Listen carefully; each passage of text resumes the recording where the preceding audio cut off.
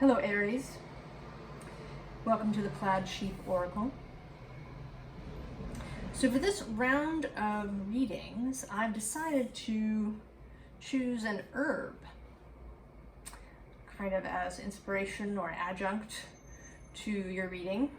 I don't have an herbal oracle deck, but I do have a number of herbals.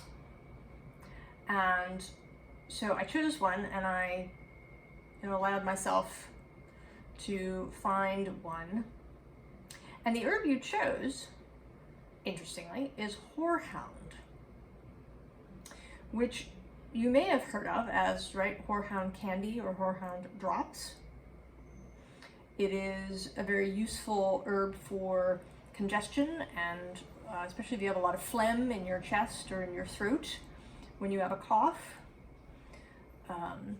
Because it's very bitter, it was often turned into a syrup or into a candy, especially for children.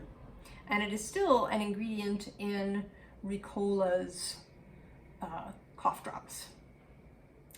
Now, the herbalist Culpeper, he classified it as an herb of Mercury, which is interesting because Mercury is currently, as I record this, retrograde. So if we kind of distill all of Horehound's uses,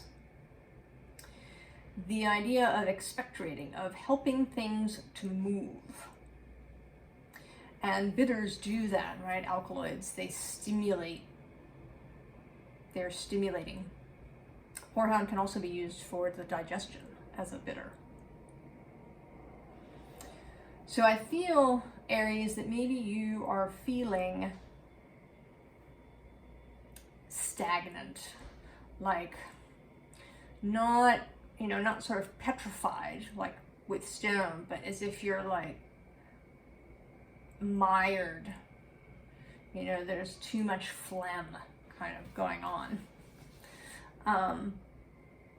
And you start here with Neptune.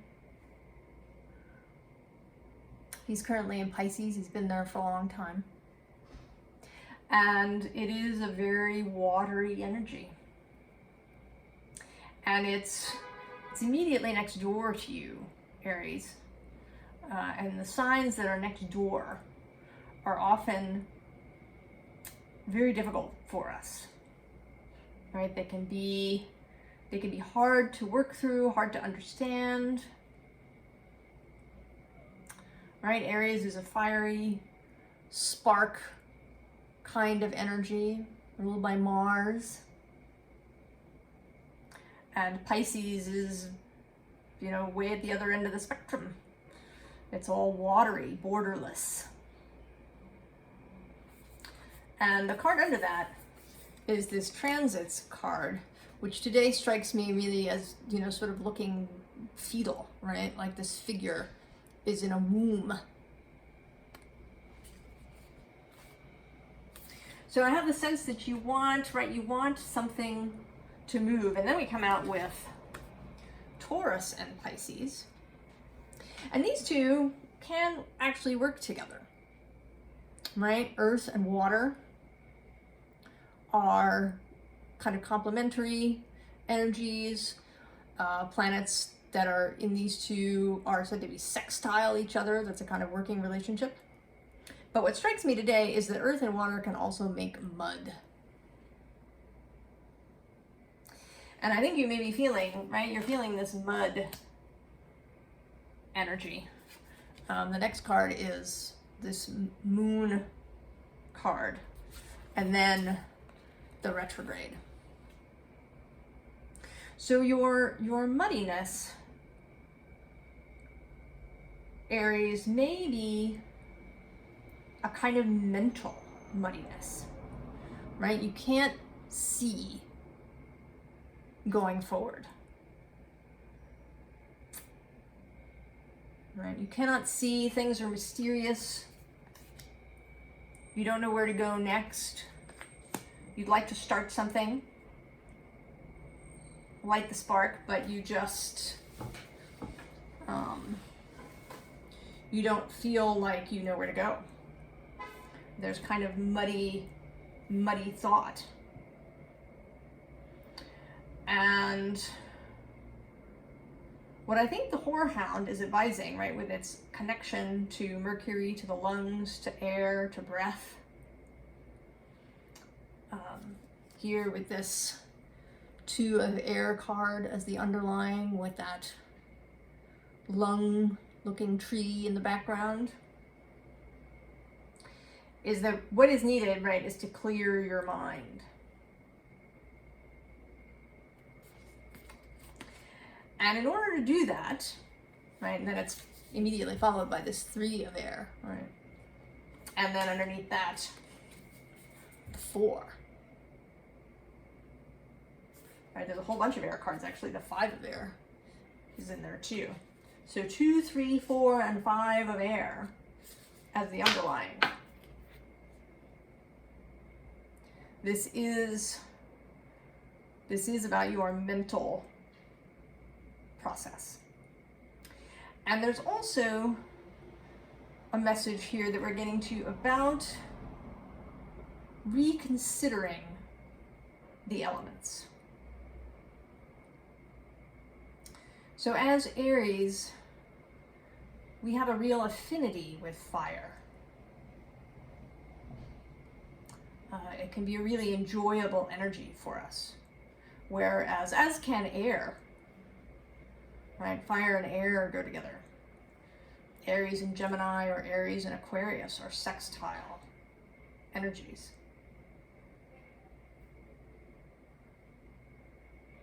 But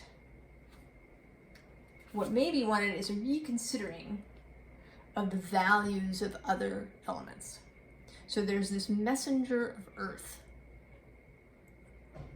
And she strikes me both as being still. She seems today to be listening. She's waiting for a signal to go. And she has her hand on the flank of this reindeer. She is paying attention both to signals, perhaps that she can hear or see, but also what she can feel. Right? She's paying attention to her body, the body aspect of Earth. Sometimes, Aries in medical astrology is considered to rule the head. So, not the mind so much, but the head. And we can, with our affinity to Gemini, get up in our heads and forget about our bodies. We can start moving only from the head. Seeing our body, our Mars body, simply as a vehicle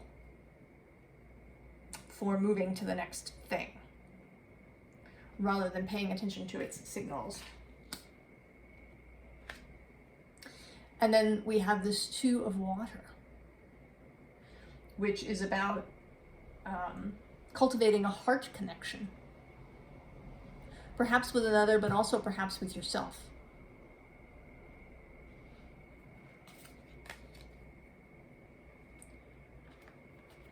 And then this 8 of water, which in this deck, right, is less about leaving something behind and more about going towards something, right? These little turtles obeying their instinct to head into the water. And there's that moon.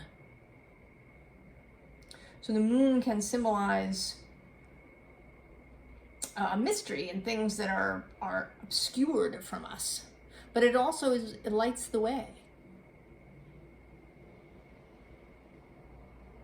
right? Sailors, it can be, right, a light to know where they're going.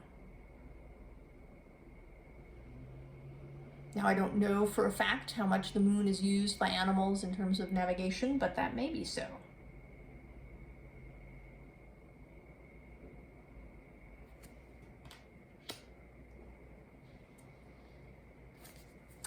And then this card, this offering card, which is right, a card of doing something mindfully, with care, perhaps slowly, which again can be foreign to Aries, can feel uncomfortable to do something slowly.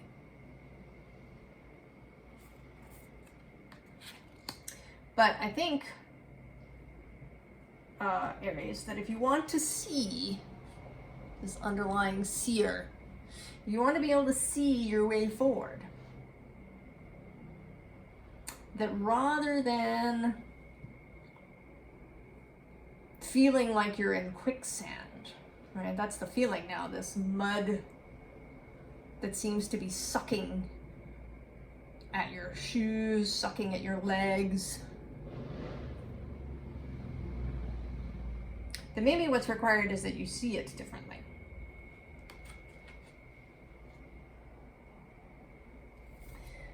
That instead of attempting to perhaps stem the flow of water, maybe you've been repressing your own emotions, trying to dry up this landscape, get into a really clear intellectual state.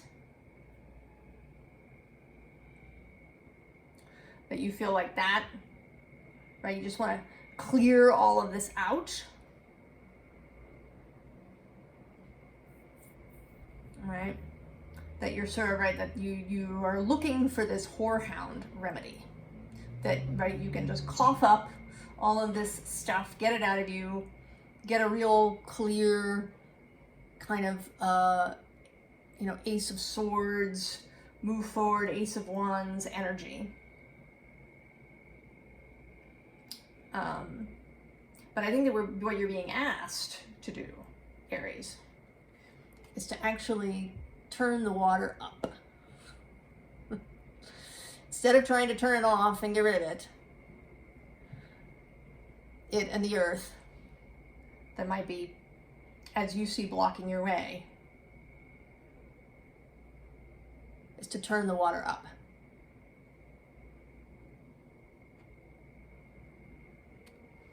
And then when you do that,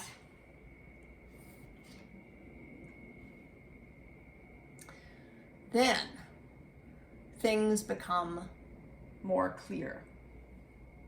And you have this, right, this Two of Bows, Two of Wands, decisive energy, followed by this green man who is the Emperor in this deck. But he's not, right, he's not all fiery. There is fire, right? He's got fire going around his cauldron. But he's also got water happening here. He's got earth in the cauldron itself. And in his being, right, he's the green man. And then there's air represented here in this horn. So the Emperor is all the kings put together. He uses all of, like the magician, he uses all of the elements to move through his world. The shadow side of Emperor is attempting to control everything, right? Excess, control, freaky behavior. But the upside is sort of personal control. Knowing that he has all of these parts to himself. And that what he controls is his use of things. The thoughts that he has. How he utilizes emotional data that comes in.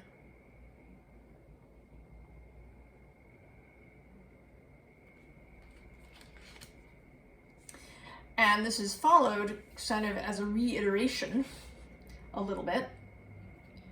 We have this Queen of Vessels, Queen of Cups, the salmon, who moves instinctually like those turtles, back to a spawning ground. She doesn't need a map. She knows. She has absolute knowing of where she's going. And then this ancestor, who is the Hierophant in this deck, is also a knowing figure. For me, the Hierophant energy is the as above, so below, and as within, so without.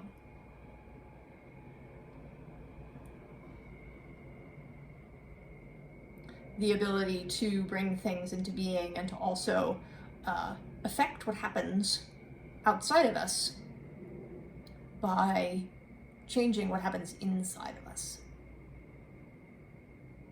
And we do that not through repression or suppression or trying to, beat ourselves up, but by using all of our gifts and all of our abilities.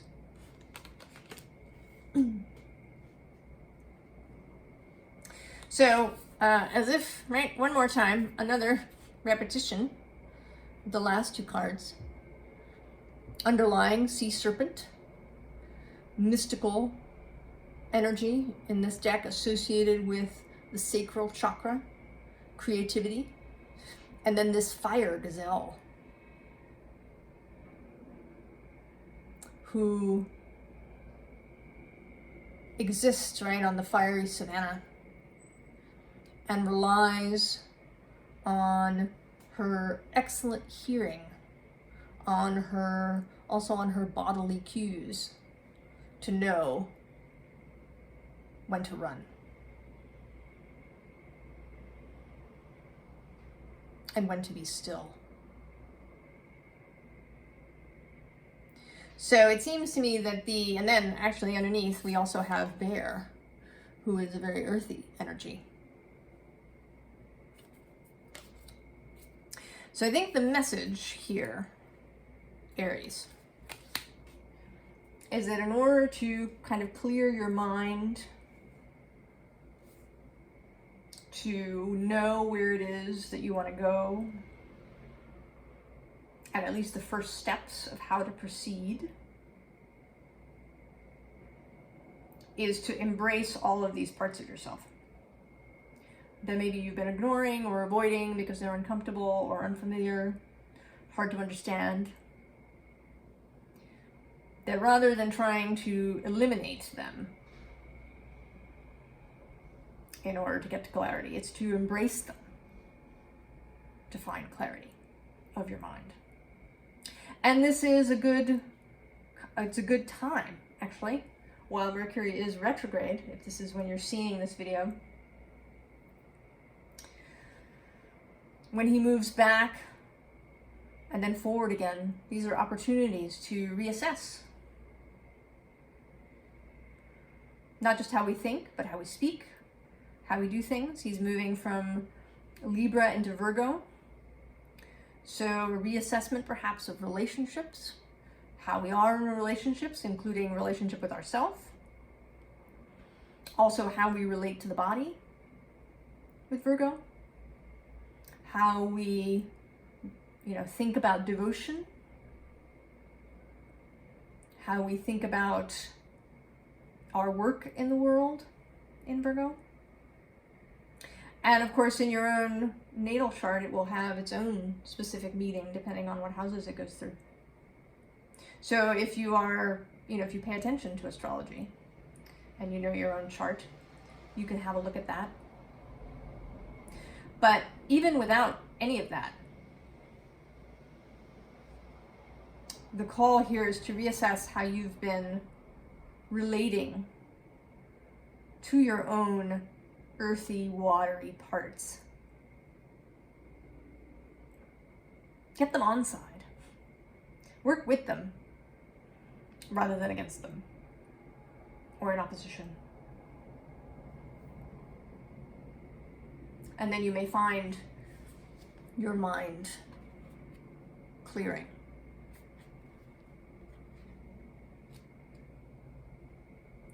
So I wish you all the best, Aries. And I hope that you find your way. I'll see you next time. So long, Aries.